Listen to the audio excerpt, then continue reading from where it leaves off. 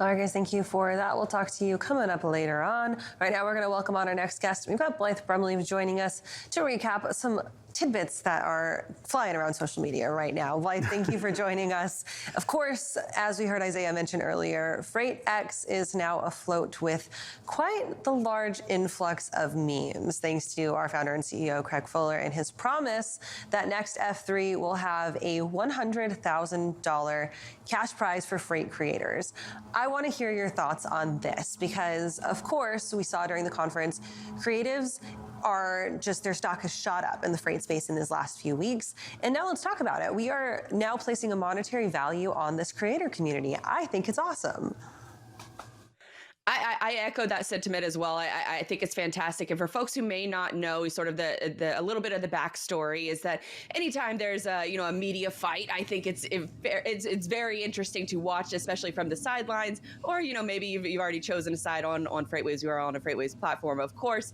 And so one of the rival platforms were, I guess, having a little bit of commentary about the status of marketing within the space, specifically when it comes to memes, and that is not for serious people. That logistics industry is full of serious people. Well, and that sort of was ripe for the taking, especially for the FreightWaves crew, in order to pounce on something like that can bolster their brand, but then also create this ecosystem and benefits of, you're not just creating a meme for the sake of just creating a meme to get brand awareness possibly, or to generate profile awareness, but now there's a real incentive involved in it that you can place a real value on it, and that's getting $100,000 cash prize or getting free tickets to F3 in the future. There's a lot of different benefits now, and it's encouraging more folks to get into the marketing game within freight, but not have it feel so markety, if that makes sense.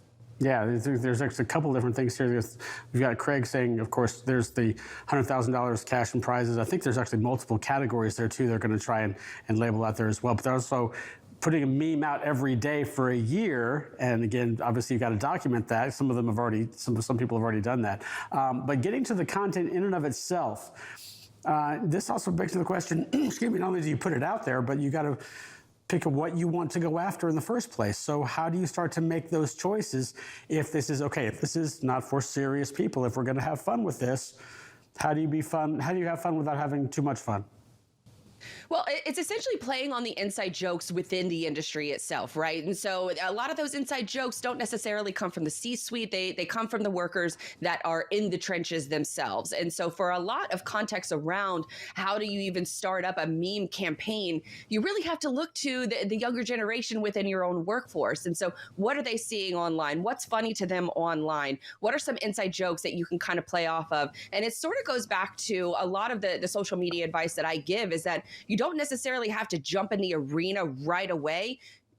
Be on the sidelines for a minute, see what's working well, see what kind of jokes are working well, how you can play off of them. Because if you sit down and try to make a meme, a lot of times it's not necessarily going to be successful. They sort of just come to you as sort of a creative idea. And so embracing the creative side of the content that you're going to be creating is using popular culture. So you can use, there's the Drake meme, for example. There's, Office Space memes, things like that play into the overall culture of the freight industry. And so you can use these popular things that are going on, whether it be sports, maybe a game over the weekend that had a funny picture that came out of it that you can quickly write up as a meme.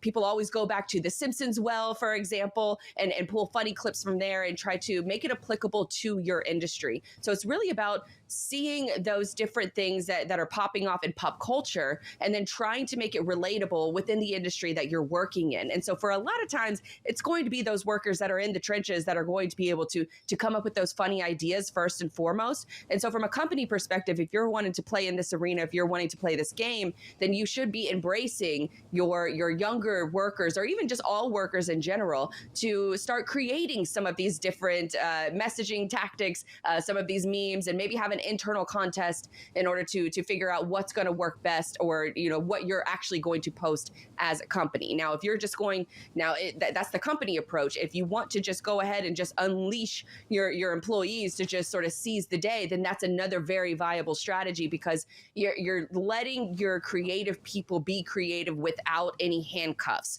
And so knowing that, you have kind of two different approaches if you're going to attack it from a brand perspective, or if you're going to attack it from just an internal resource using your employees.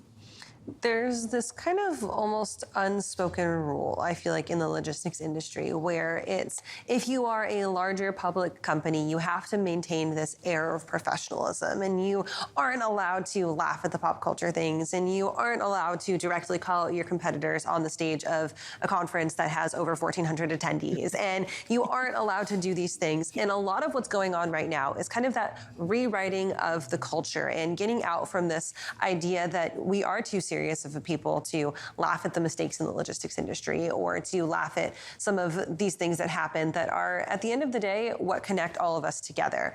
And I think that the conversation that Craig Fuller, Tim Dooner, and Alex Mai had on the main stage at F3 really highlighted that, is the fact that we take ourselves a little too seriously, and there's always room to be creative around this space, even though logistics is a serious industry, right? If it didn't exist, we wouldn't have the lifestyles that we do.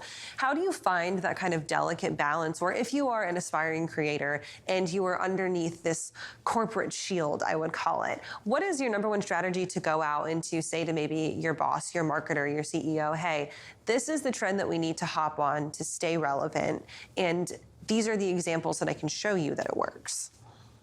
Well, it's a little of a sticky situation, right? Because logistics as a whole, marketing is the redheaded stepchild, where it's been ignored for, the pretty much the entirety that the industry has existed. And so when you start talking about, sort of newer marketing strategies, memes have been around for a while. And so the fact that Freight is just getting involved in meme style marketing is just sort of a testament, I think, to the overall industry and how it embraces marketing as a whole.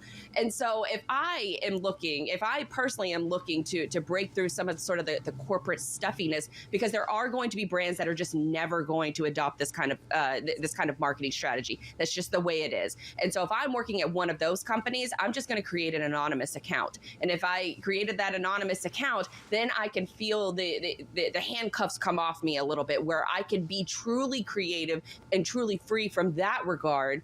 And then I can have the freedom to make the content that I really want to make. And then once you gain a little traction there, then you have the use cases that you can go to someone else, or maybe another company. Maybe it's a rival company that is embracing meme marketing, embracing more of a creative style. And then you can use that to land your next job. And you can use that as sort of social proof to say, here's what I was able to create. Here's what I see working from all of these different accounts. We all know who they are.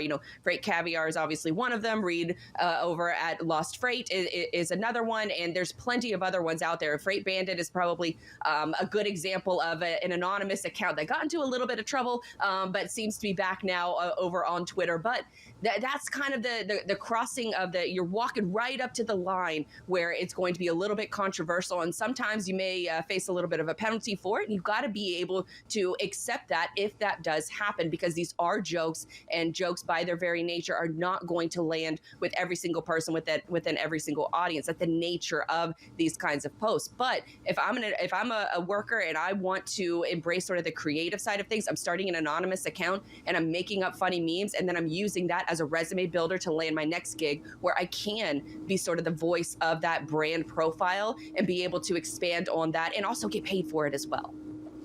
Blythe, how concerned are you about, about audience in terms of how these things are going out and how they're being received? I think one of the reasons Craig wanted to do this was because he wanted to show other industries that, hey, we have a lighter side as well.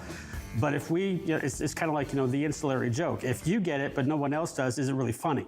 How do you treat that line in terms of, obviously, if you want to make something really funny that freight people are going to get, that may go over huge within the industry, and outside the industry, it may land dead. Well, I think from that perspective, if you want to have a bunch of different messaging goals, right? So you want to have general brand awareness. Memes can really help, generate that overall brand awareness. And then once you have the audience's attention, then you can feel a little bit more freedom in order to market some of your other services. Truckstop, I know we talk a lot about them, but they really have one of the best brand social accounts in all of freight, and they do a great job of not only using memes and using funny, different anecdotes in order to create awareness for their brand. But then they're also pumping out, hey, sign up for our webinar. Hey, here's an educational video that you can, here's a new product or service that we're launching. And so they do a really great job of balancing. And I think, for a lot of folks, don't overthink it. Don't overthink memes. They just shoot straight from the hip and be able to, create. There was an interesting study that was done, a few years ago that was by this college professor. And he said that he was a ceramics professor. And he said, there's one group that's going to spend all year making one kind of vase. And then there's this other group they can make whatever they want, but they still at the end of the year have to make that vase. And so the first group stood the entire year trying to perfect that one vase. And a lot of them failed, whereas the other group that spent the entire year making different things over and over and over again, getting those reps, those end results of the vases ended up getting a higher remarks, higher grades. And so that sort of goes back to, I guess, my comparison of just go for it, just create, because you're not going to get it perfect on the first jump. And if you wait to get perfect on the first jump, then you're going to be waiting too long. And so get those reps in, get that practice in, and have fun with it. It's not serious. Logistics can be for fun, fun and interesting things too. And with all the down news that we hear nowadays, it makes the industry much more fun to be a part of when you can kind of laugh at the humor that's involved with it. And I think that's sort of the overall ethos of what meme marketing is that generate brand awareness, but have a little fun doing it.